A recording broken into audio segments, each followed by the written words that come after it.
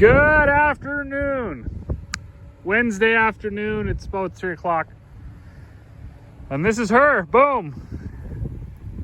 They're there. Well, that's the last of the barley.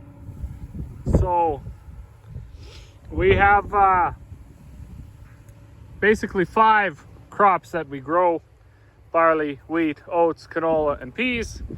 And it's always exciting in harvest when you get done one, because you can get the combines cleaned out, get the augers and stuff cleaned out, get the dryer cleaned out, and you know you're never coming back to it. And just like that, barley 2020 is 20. Oh man! And just like that, barley 2021 is done. Dad's already got his header off. He's just unloading the last of his hopper into the Super Bees. We got to take the header off of Mom's combine. Corey just brought the truck and the header mover out. That's another nice thing about these rigid header movers. You know, you just drive in and hook them up and go, right? There's no wheels, carrier wheels or nothing like that to hook up. I realize some of the other transports are like that too, but it's just another nice thing about these.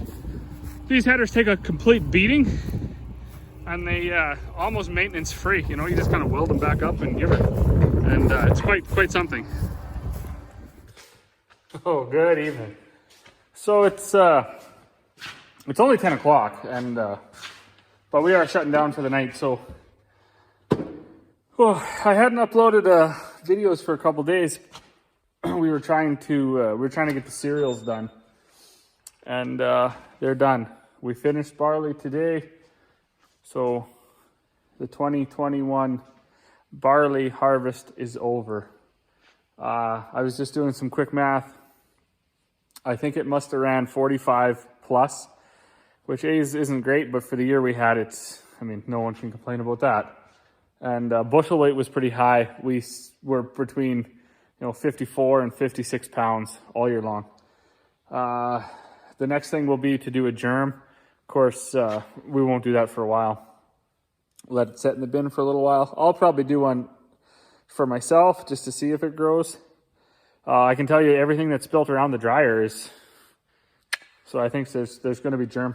We do worry with the barley, the green ones, once they go through the dryer and we heat them up as hot as we do, they usually don't grow. So we may have that issue, but that's okay because we saved seed from last year.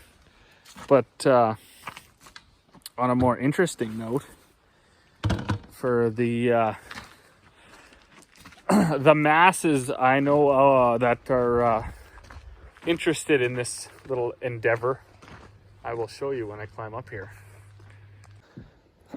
There you go.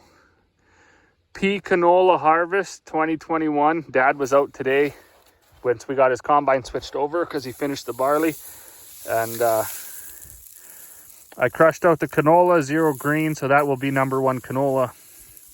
And the peas, I don't think they're going to make a number 2.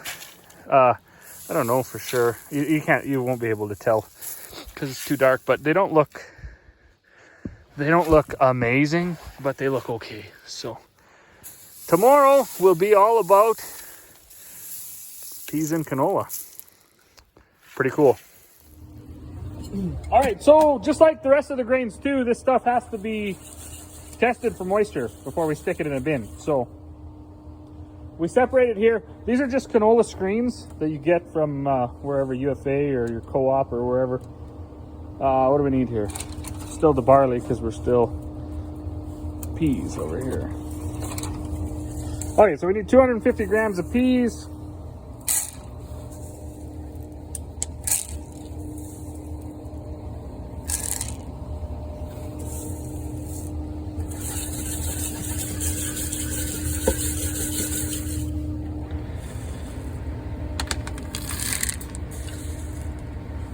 One thing about peas, if you have them on your farm, you have them all over your farm. They bounce and they fly everywhere.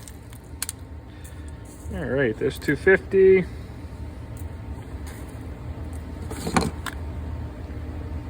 $16 degrees.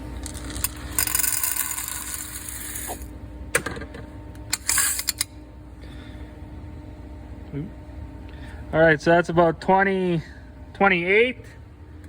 So 28 and whatever, 16. So they're 13.9. Dry is 16. So they're good and dry. We had really hoped that they would be because we had left them so long. I'll make a mess here, hold on.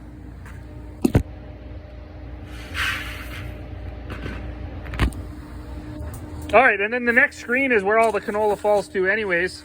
You can see in here there's lots of wild oats. We knew that, and we have, that's what this, those drums over there, that's Avidex.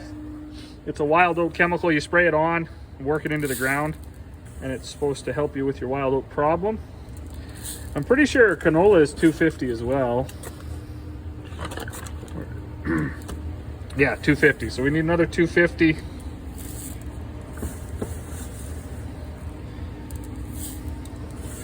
Oh boy.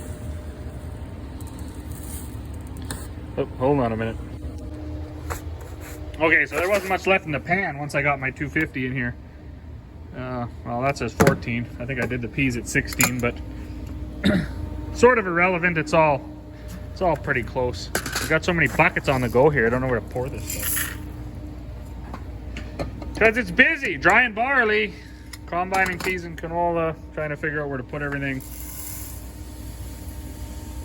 So move this needle back to the left. Say that's 20, that's 14, which is gonna be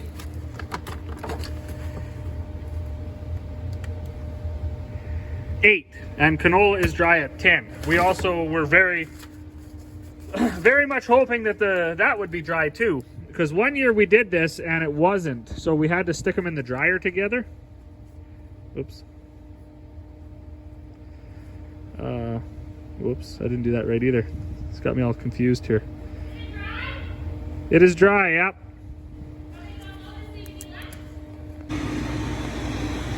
All right, so I just slipped in for lunch and I was looking at these peas.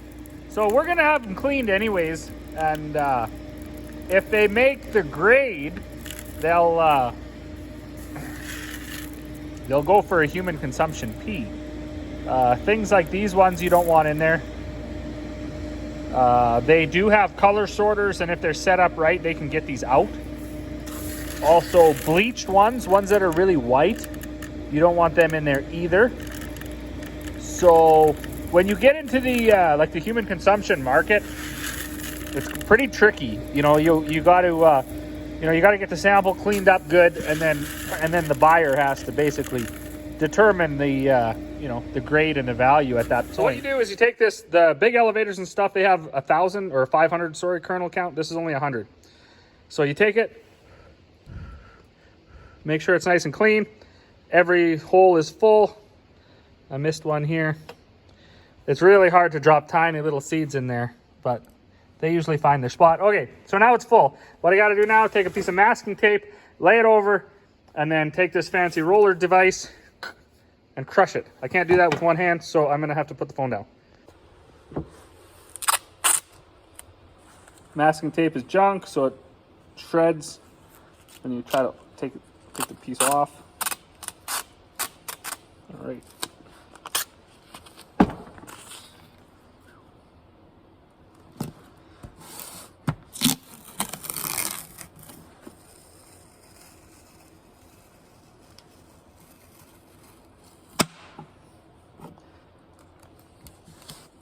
All right, so one got stuck in here, so he's a big fat seed.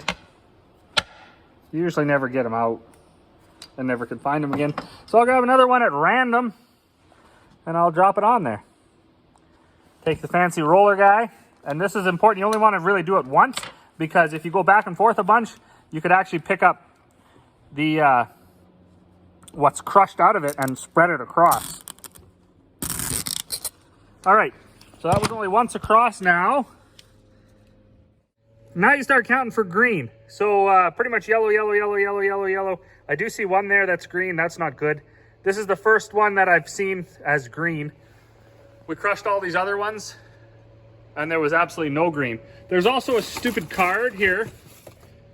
This piece of junk came with it. So there's the whole, oh, is it green or isn't it green? Dumb. Pretty much dumb. It's all dumb when it comes to this.